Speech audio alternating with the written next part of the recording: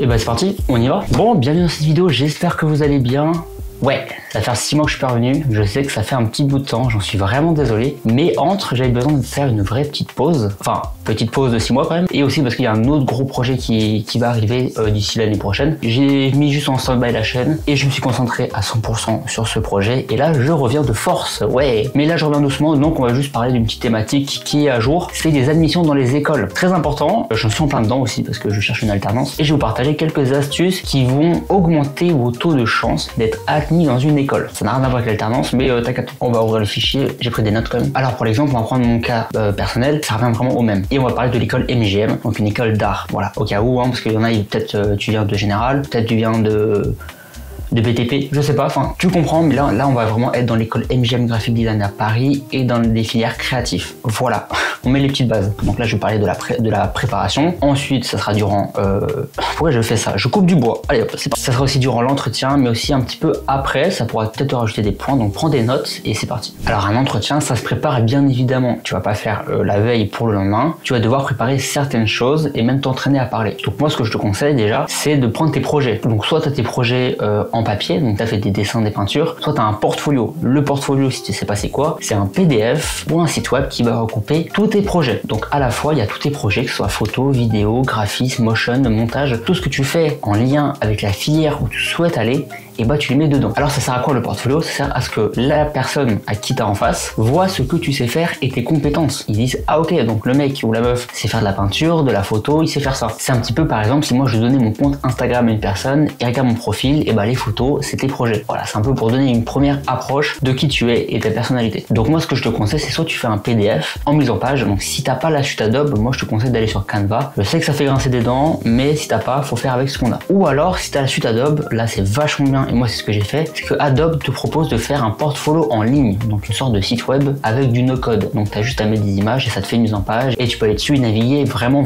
facilement. Donc moi je te le conseille, mais voilà, mais vraiment fais assez simple. Si tu n'as pas de connaissances en graphisme, cherche pas à faire plein d'effets, fais avec uniquement ce que tu as et essaye pas de mentir en disant à un mec de travailler pour toi, mais il faut vraiment que tu sois toi-même, tu montes tes compétences et le niveau que tu as. Voilà, ça c'est assez important, on verra après. Une fois que tu as fait le portfolio, bah c'est super, donc tu as mis toutes tes photos, toutes tes peintures, tous tes projets, c'est super. Mais il faut aussi la tenue vestimentaire. Donc là c'est un petit peu comme tu veux. Ce que je te déconseille, c'est mettre une casquette ou un chapeau durant l'entretien, ça se fait pas trop. Enfin, et tu vas avec une tenue assez classique. Mais ce qui est cool, c'est qu'en école d'art, tu peux venir un peu comme tu es, parce que c'est une école où tu es censé t'exprimer, où tu vas montrer ta personnalité et ton caractère. Donc tu peux t'habiller en gros comme tu veux, dans la limite du respectable. Et bien sûr, moi ce que je te conseille aussi, c'est de t'entraîner à te vendre, parce que durant l'entretien, tu vas devoir parler de toi, ce que tu fais, de moi.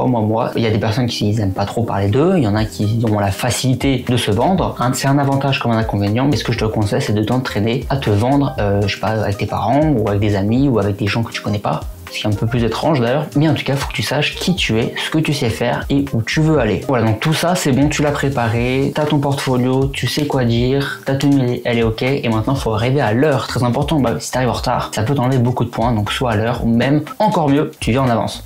Voilà, ça semble logique, mais tu viens à l'heure ou en avance, c'est parfait et ils vont kiffer. Maintenant, durant l'entretien, pas de stress. Franchement, faut pas commencer à stresser. C'est facile à dire, ça je sais. Dis-toi que c'est un échange. Tu parles, t'apprends à découvrir, tu poses des questions, eux ils vont poser des questions sur toi. C'est vraiment très relax. Et en plus, à MGM, ils sont vraiment cool, ils te mettent à l'aise, donc il n'y a pas de souci. Alors durant cet entretien, tu vas passer par différentes petites étapes. Il y a déjà un peu la motivation. Tu vas devoir montrer pourquoi tu veux rejoindre l'école, qu'est-ce qui te motive à faire une école supérieure, ou alors carrément si c'est un lycée, mais on va parler plutôt d'une école supérieure. Quelles sont tes réelles motivations?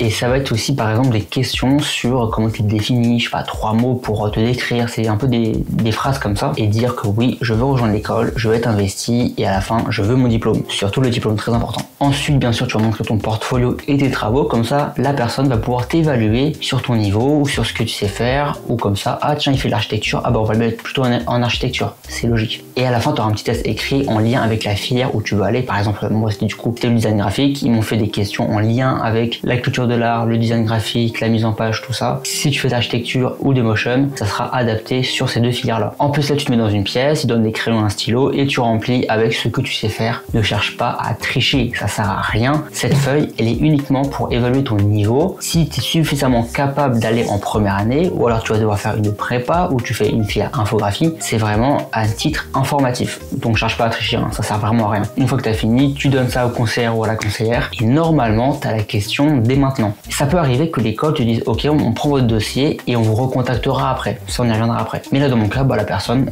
elle a tamponné, c'était validé, j'étais admis. Mais imaginons dans le cas où tu n'es pas admis, ce que je te conseille c'est de demander pourquoi et qu'est-ce qui manquait pour rejoindre l'école. Et donc là la personne elle va te dire ce qui manquait et donc là ce sera à toi de retravailler tes qualités, ton niveau ou même ta motivation ou même si c'est venu avec un chapeau ou quoi, t'enlèves le chapeau. Et après à la fin donc du coup soit t'es admis, soit imaginons que tu dois attendre, imaginons la personne te donne un délai de faisir une semaine, donc la semaine prochaine, le jeudi prochain, tu auras une réponse. Si t'as pas de réponse au bout du jeudi prochain, soit tu relances un jour après, t'appelles, t'envoies un mail, ça va montrer que t'es motivé et que t'es investi. Et généralement des fois les personnes, je dis pas tout le temps, mais des fois ils oublient de te recontacter ou de te dire que t'es admis. C'est assez rare mais bon, ça peut arriver. Et là ça va encore montrer ta motivation, ça va montrer que tu vas aller à l'école, t'es motivé et t'es prêt et ça ils kiffent, ils veulent une personne qui est motivée. Bon sur ce je t'ai tout dit, je t'ai donné vraiment les bases sur un entretien d'admission. Vraiment faut pas stresser, je sais que c'est compliqué, je sais qu'il y a des personnes qui sont assez introverties, qui ont du mal à parler devant des gens, mais dites-vous que c'est vraiment un échange, c'est vraiment relax. Bon sur ce je te remercie d'avoir regardé la vidéo, bien sûr n'hésite pas à t'abonner, à mettre ton meilleur like pour me soutenir. Les vidéos il y en aura quand même, je vais pas refaire une pause de 6 mois, vous inquiétez pas, mais c'est vraiment un plaisir de refaire les vidéos. Et sur ce bien sûr et comme d'habitude, on se retrouve dans une prochaine vidéo. J'ai craché, c'est horrible.